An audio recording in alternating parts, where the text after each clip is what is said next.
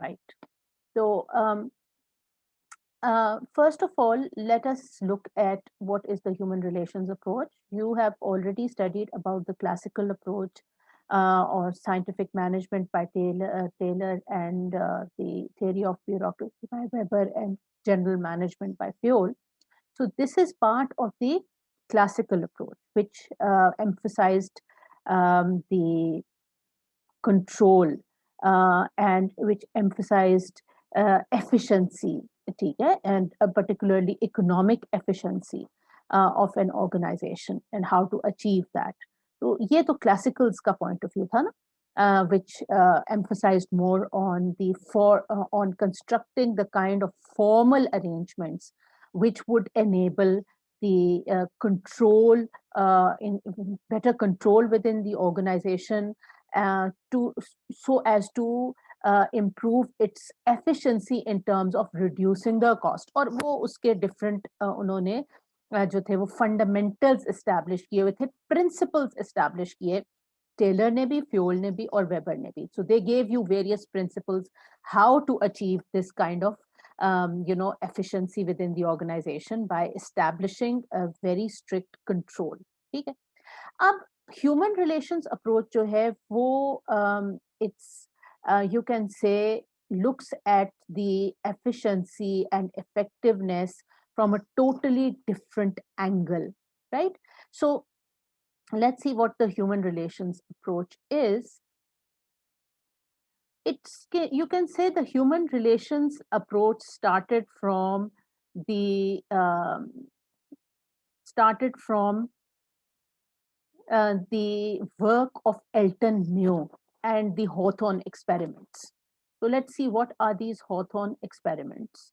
अब मैं कुछ बैकग्राउंड काम आपसे जनरली नेट पे जो चीजें अवेलेबल हैं वही लेके और आपके साथ डिस्कस करती हूँ, बिकॉज आई एम थिंकिंग कि ये चीजें आपके लिए रिकैप होंगी और जो है ये आप पहले इसको यकीनन बैचलर्स या मास्टर्स लेवल पे एक दफा देख चुके होंगे, तो इसका ये रिकैप है कि ह्यूमन रिलेशंस जो मूवमेंट है, ह्यूमन रिलेशंस अप्रोच, वो एग्जैक्टली है क्या और उसके अंदर कौन से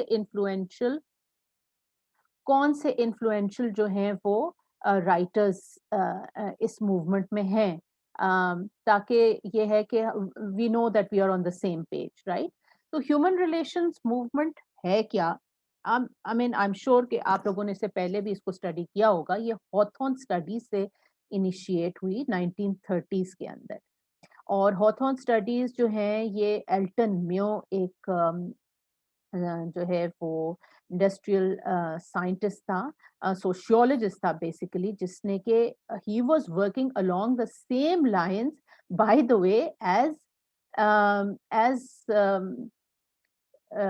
टेलर. ठीक है, ये साइंटिफिक मैनेजमेंट से इनिशियली जो ये मूवमेंट शुरू हुई है और हॉथॉर्न स्टडीज शुरू हुई है, it was not any attempt to prove Taylor wrong. As a matter of fact, it was an effort to find other measures of improving efficiency. So, but while doing that, what the Hawthorne studies actually found out was not how that efficiency can be improved by the changing the external conditions, but it found out the importance of organization development and people's behavior in the group, or the informal side of the organization as well.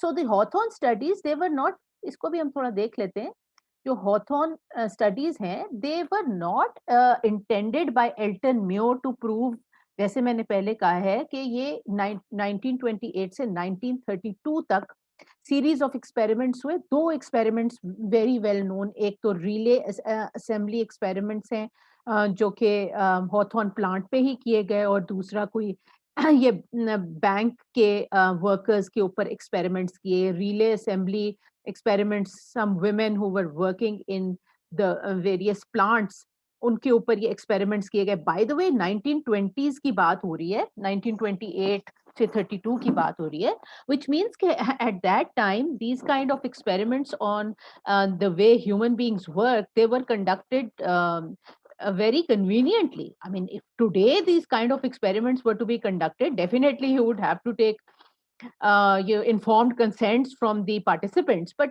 at that time, remember, this is the time where in America, because this is we are talking about the Hawthorne works, which was in Illinois, America, right?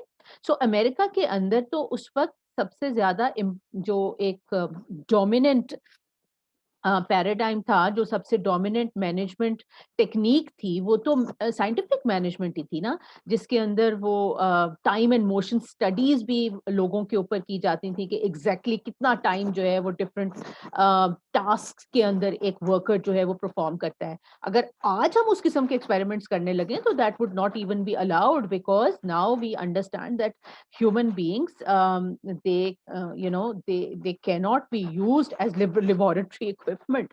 So anyway, but at that time, and because the dominant you see management idea at that time was scientific management. तो उसी scientific management को जो है वो further करने के लिए Elton Mayo, this person who did the Hawthorne experiments, he was the person who said that, okay, now instead of looking at only the time and motion, let's also look at some external factors, like for example lighting, कि अगर हम lighting को change करेंगे तो क्या productivity increase होगी.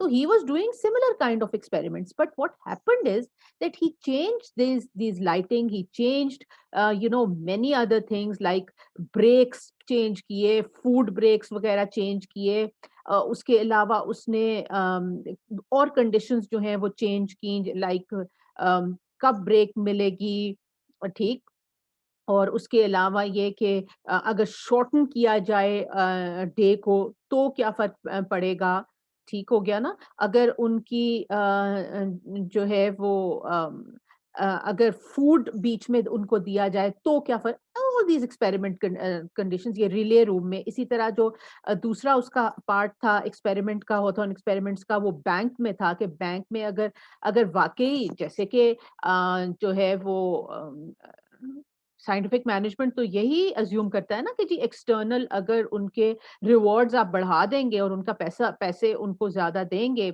और piece मील पे पैसे देंगे तो प्रोडक्टिविटी बढ़ेगी. तो इसने एल्टन म्यो ने इसको एक्चुअली एक्सपेरिमेंट के थ्रू प्रूव करने की कोशिश की, लेकिन पता ये चला कि अगर आप एक बैंकर प्रोडक्टिविटी के हिसाब से बैंकिंग के अंदर अगर आप ये वाला पॉइंट ऑफ व्यू यूज करेंगे कि जी जिसने जितना काम किया उसको उतने पैसे दिए जाए, तो उससे प्रोडक्टिविटी नहीं बढ़ेगी. ठीक है ना. You see Taylor and then other people in the scientific management जो स्कूल था, वो वो तो काम कर रहे थे menial work, you see, in the on the factory floors only. But when the same thing was applied by Elton Mayo in the banking and service sector, he found that no such kind of impact was taking place. So that is why Elton Mayo and the other, his collaborators in these experiments, they were at a loss to understand what was it that was uh, uh, which was affecting productivity, because these external factors certainly was not impacting productivity. And so therefore what they found out is that it is the human factors which were causing change in the productivity, right? So this is a result which they actually stumbled upon. So to say that the human relation movement started off as a movement which was against scientific management, that is incorrect. As a matter of fact, it was only the human relation movement was only started uh, because it was incidentally it was found out that these external incentives or the external factors were not really having that much of an effect on productivity as other social factors were. So this is where it Usually when we talk about the human relations movement, this is where it all starts. Elton Muir's work is what initiated this movement, and as you can see, it started somewhere in the 1930s. So the macroeconomic circumstances also had also changed, right? These were the interwar periods basically. So macroeconomic situation was also changing. That is why probably Elton Muir's work had so much impact, and it was taken, you see, as the beginning of a new movement.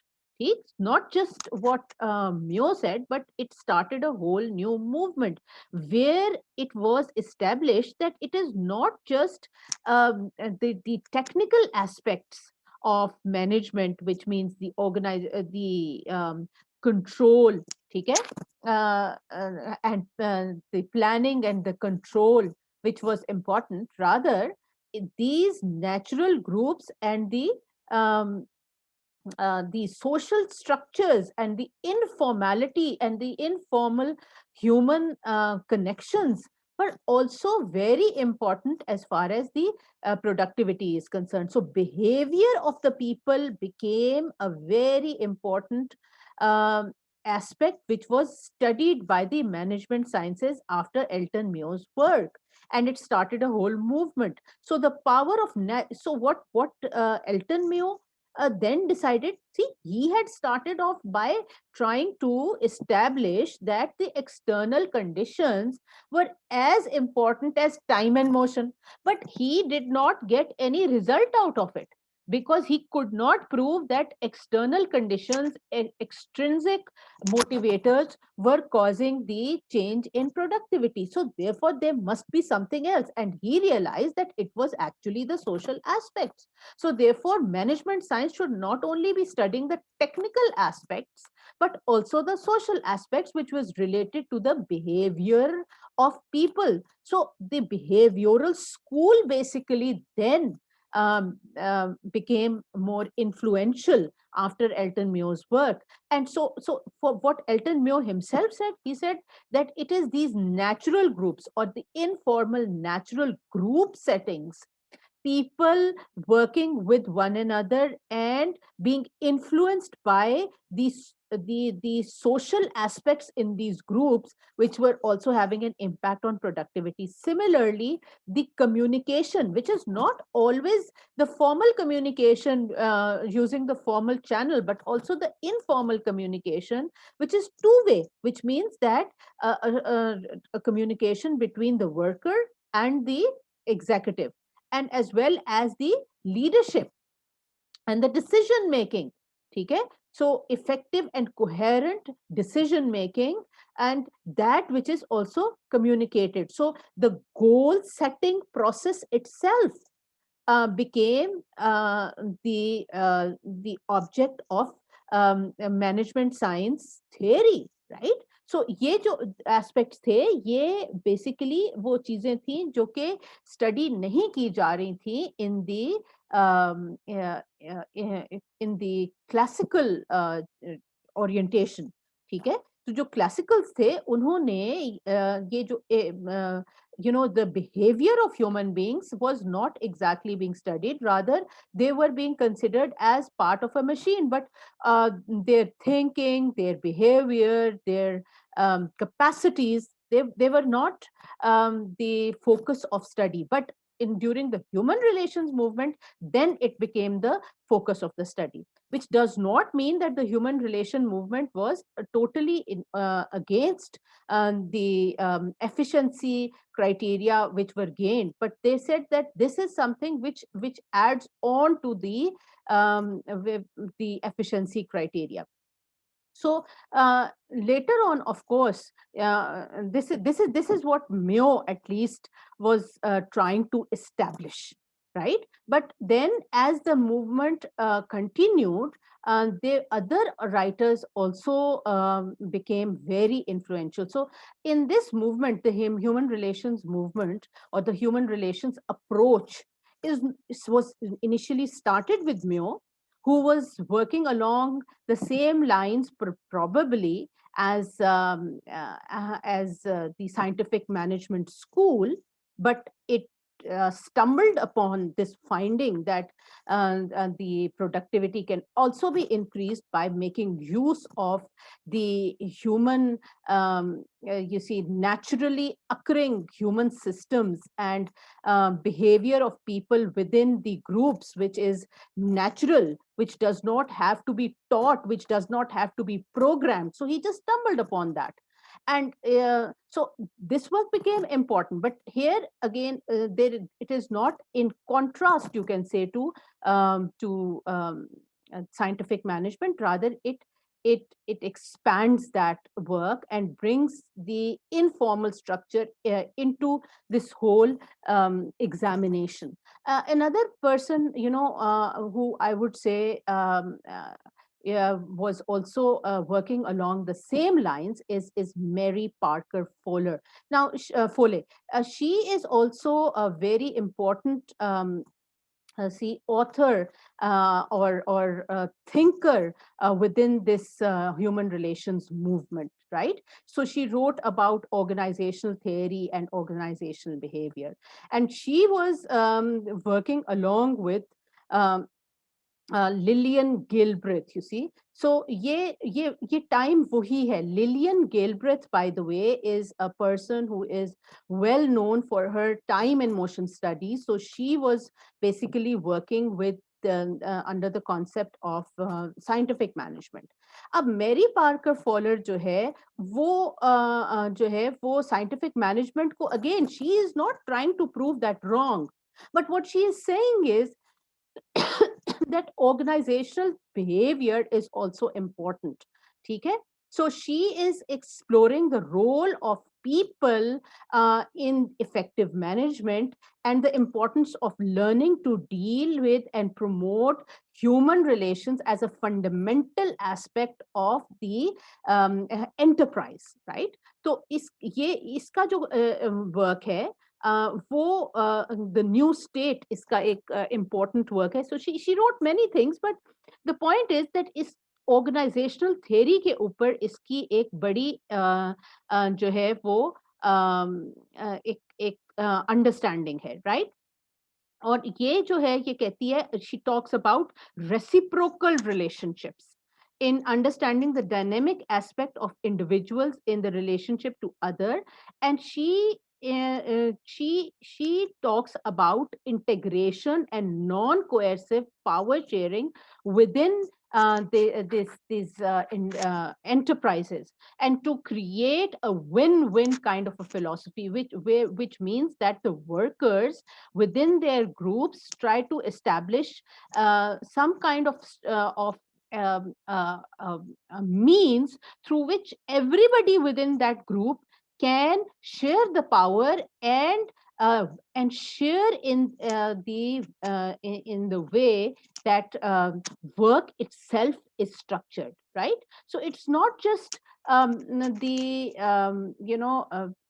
giving people or giving the workers their due in terms of increasing productivity and then giving monetary benefits, but in fact the nature of the work itself is a very important component. And that's exactly what Mary Parker Fowler was saying, that when you're talking about about the organizational theory, you need to also consider that the work itself, it can give it can give a kind of a intrinsic happiness to the people, and they find it they consider themselves winners if they can influence the way they are able to work, right? So this is something which is not per se, for example, even Max Weber, when he is talking about the rational legal authority, he is not talking about reciprocal relationships. He is not talking about the power which comes from the social collaborations, right? तो ये वो चीजें थी जो कि Mary Parker faller ने उसको add की. اور اس نے اس کا امپورٹنٹ دیکھیں اس نے کیا کہا کہ it is a mistake to think that social progress is to depend upon any thing happening to working people. سم سے that they are to be given more material goods and all will be well. Some think they are given more education and the world will be saved. It is equally a mistake to think that what we need is the conversion to the unselfishness of the capitalist class. So you see, she was working in the area of work, but what she was saying is that people just don't need material goods. They also need other, aspects of their life to progress along with their material well-being. And the same, this understanding also applies to organizational theory, right? And that is what she was basically, as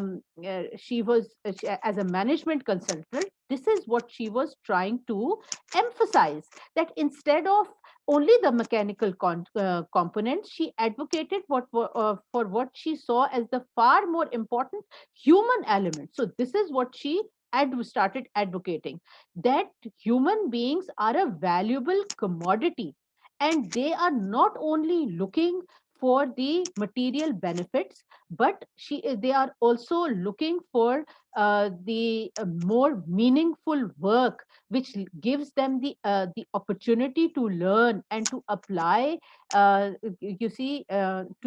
apply their capacities. See? And for that, she was probably one of the first people who talked about this win-win philosophy, right? So later on, this was also, and she is also one of the first people who discussed the transformational leadership. So she also emphasized the importance of leadership, right? So یہی وہی جو time اس کا ہے جب اس کا وہی 1930s کے اندر she was also writing. So this was a whole movement. She was an important, also very important contributor to this movement. It was started by Elton Muir, incidentally, but she was also somebody who was promoting the same kind of ideas. Another very important, author during this movement is Chester I. Bernard, right? So he is, you can say, somebody who was writing along the lines of general management,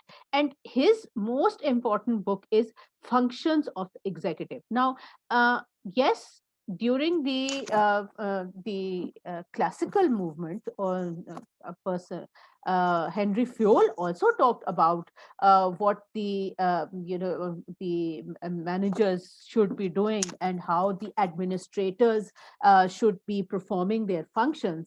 but جو functions of the executive ہے اس میں Chester I Barnard جو ہے وہ executive کے functions کو totally differently دیکھ رہا ہے from a humanistic point of view and not a mechanistic point of view, not for the establishing of control, right? So اس لیے چیسٹر ارونگ برنارڈ, اس کی یہ جو بک ہے, very very influential landmark book جس کو کہتے ہیں, فنکشنز آف دی ایگزیکٹو, اس میں تھیوری آف این آرگنائزیشن دی ہے, رائٹ؟ سو اس میں اس نے وہ جو ہے ٹائپولوجی نہیں یوز کرنے کی کوشش کی کہ کس طریقے سے کنٹرول کو اسٹیبلش کرنے کے لیے جو ہے مینیجرز کو اپنا رول ادا کرنا چاہیے.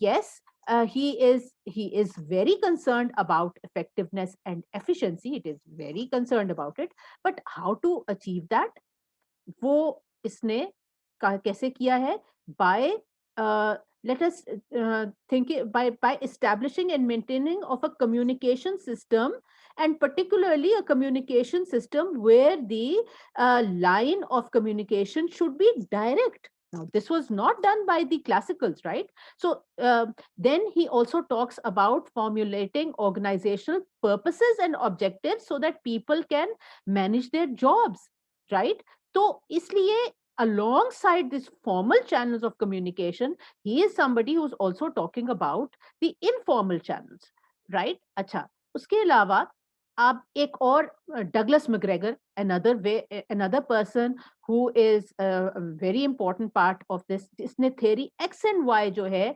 वो human side of enterprise इसकी बुक है, और इसमें इसने theory X and Y के बारे में बताया कि human beings are able to either shirk work or do this work willingly, and he says कि ये the conditions can be created where this participatory kind of uh, management style can be adopted so that the people are able to work willingly. This again very important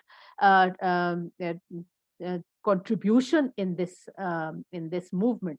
फिर एक और बहुत important जो बंदा है इस movement में वो है फ्रेडरिक हर्सबर्ग, जिसने motivation hygiene theory दी है, two factor theory दी है, ठीक है. So Herzberg's theory is also very critical, which explains motivation of people, and that it is not just the hygiene factors or the basic factors जो कि jobs में motivate करते हैं लोगों को, but also the achievement factors which are important. ठीक है, तो the two go side by side, that not it is not only the external conditions but also people's own need for recognition and achievement. Similarly, Abraham Maslow, आपने Abraham Maslow की वो देखा होगा hierarchy of needs. तो hierarchy of needs में भी अगर आप देखो तो वो कहता है कि ये जो सेल्फ एक्चुअलाइजेशन है इवेंचुअली जो ह्यूमन बीइंग्स की जो सबसे बड़ी एक लाइफ लॉन्ग एफर्ट होती है वो होती है to achieve self actualisation as long as their very basic needs are fulfilled. So this was the time जहां पे जो एडवांस कंट्रीज थे वहां बेसिक नीड्स तो लोगों की फुलफिल हो ही रही थी. तो basically suggestive hierarchy of needs इसी बात पे कि अब अगर ऑर्गेनाइजेशंस को आगे लेके जाना है तो then you will have to look at peoples not only their physical needs but their also their social and their personal factors are going to be very important. So these are the various people who have contributed in this movement. ठीक, तो अब आप ये देखें, ये एक मैं आपके साथ शेयर करूंगी.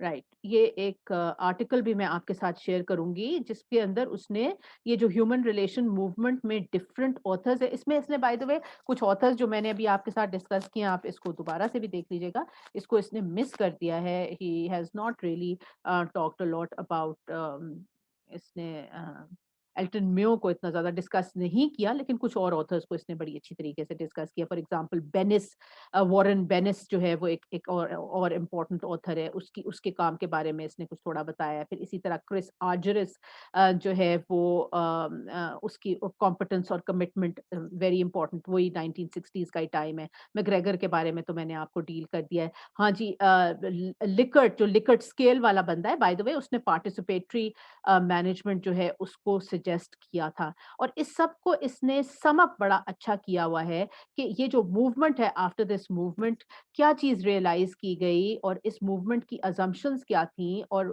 What is it that it actually this movement contributed to management science literature. और वो उसने इसकी एक समेशन दी हुई है that people are not you see change resistant, they would rather change themselves on their own violation if they are given the opportunity to do so, and if they find that their work is interesting, it kind of, if they are motivated enough, right, so they can make these improvements themselves. They do not have to be controlled all the time, rather the kind of situation has to be created. देखें ये भी इसने अच्छी एक summation यहाँ पे दी हुई है कि कि जो काम है वो people would willingly do it on their themselves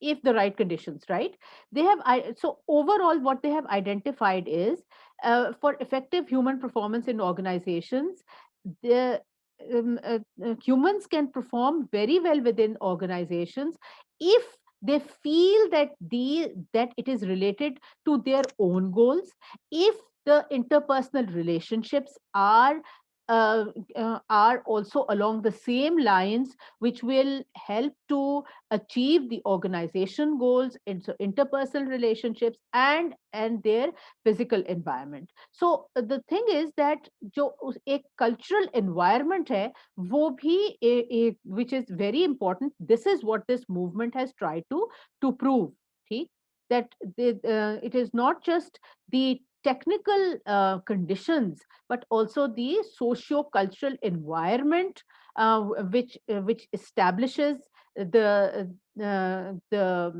which establishes the conditions in which people would like to work, and then it is the leadership, it is the group dynamics which are very, very important. Now this is something which which keeps this movement or makes it different from the scientific management and other theories which are part of the classical thinking. Now in the next part, I am going to discuss again this thing, and also the difference between this classical and, from today's perspective, the human relations movement, which we call as the neoclassical paradigm. So the differences I'm going to elaborate in the next part. But right now, understand, be very clear in your mind, what is the human relation, what was the human relation movement. It brought into the focus the importance of the human factor, and the social factors, and the interpersonal factors, the cultural factors, which are equally important for increasing the productivity, and particularly when you are talking about the kind of work which needs human creativity, right, which is not just a mechanical work, which is not just menial work, but the kind of work which requires the human beings to use their own personal creativity and capacity as well, so that the people can you see use these structures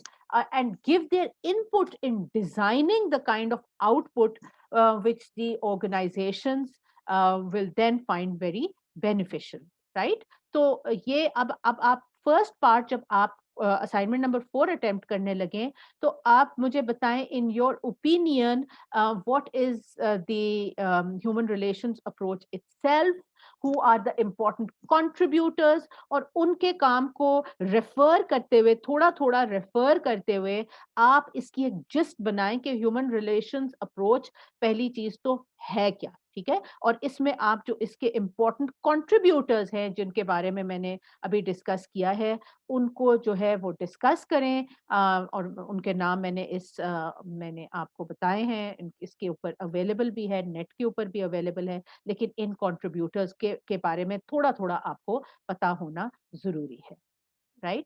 अब next जो part है उसके अंदर I am going to discuss the differences, उसके अंदर दोबारा से ये चीज जो है, what the contributions of this approach will then again be discussed in the next part.